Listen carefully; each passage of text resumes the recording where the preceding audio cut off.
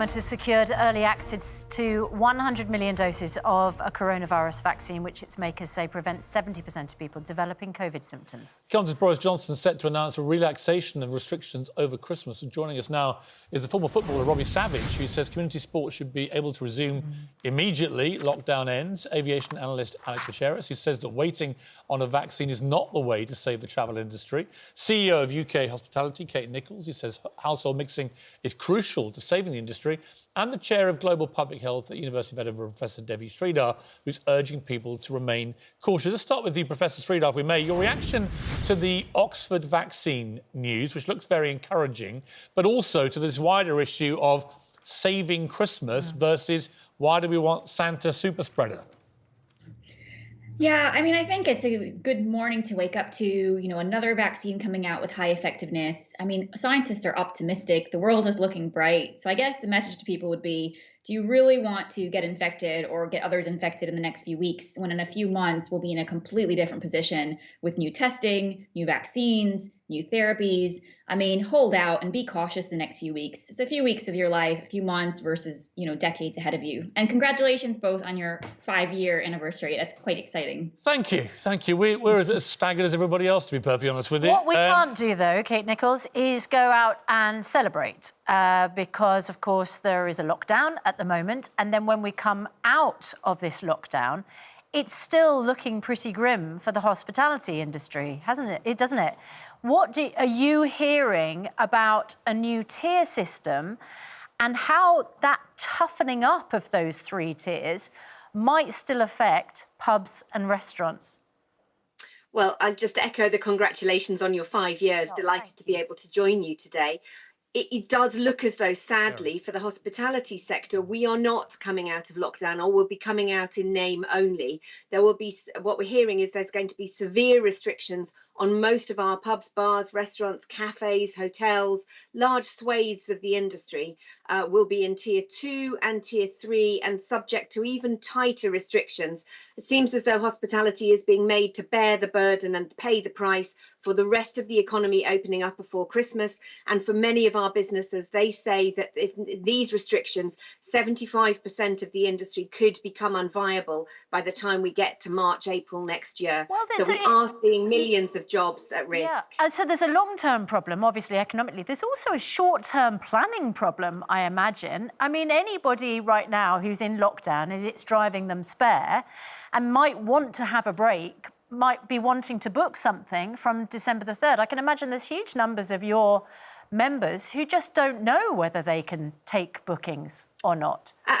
Absolutely. This is the biggest problem we've got at the moment. So much uncertainty, don't know what they'll be able to do, don't know whether they'll be able to help people have a safe social Christmas. It has to be better to be in a supervised, well-managed, well-ventilated and hygienic environment and to know. But our hotels, our pubs, our restaurants, they can't plan, they can't buy food, they can't buy beer, and they can't get themselves open. And crucially, we have nearly 2 million people in the industry who are on furlough, who don't know whether they've got a job to come into. We need to end that anxiety and we need to protect their mental health and well-being by allowing this vital economy to open up with restrictions to be able to keep people safe, but to open as much as we possibly can to get some money through the tills to be able to maintain these businesses into the spring. Let's bring in Robbie Savage. Robbie, I know you've been very passionate about kids being able to go out and play sport. I've got to say, there's always been, to me, this weird disconnect between allowing kids to be in the classroom, leaping over each other like little monkeys, and yet not allowing them to go and play football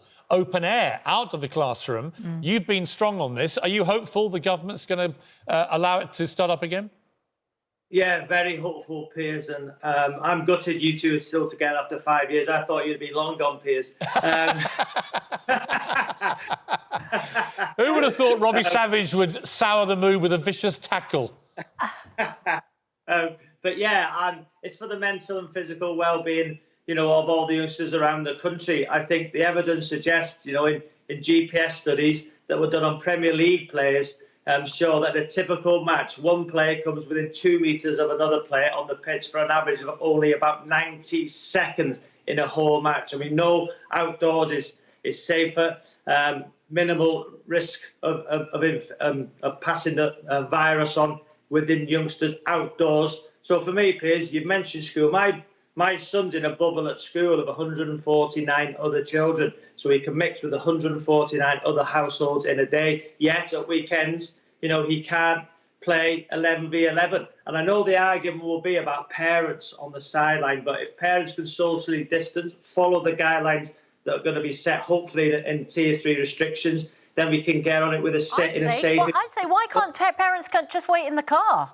I mean, what if that's the complicating factor, well, parents can take responsibility. We can't all lay at the government's door. We're going to talk to Matt Hancock in a minute about this. But parents, if they want the football back for the kids, stand more than 2 metres apart from each other. It's not hard. If I was on a touchline of Robbie Savage, I'd be round the other side. Trust me, I wouldn't be within 2 metres.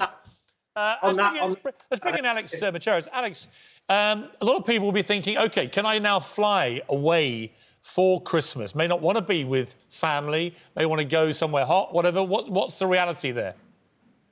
The reality is more uncertainty, to be honest. I think, we need to realise that ultimately, if the goal is to suppress the virus, then this industry and the European aviation industry will be able to fare better and recovery will be in sight.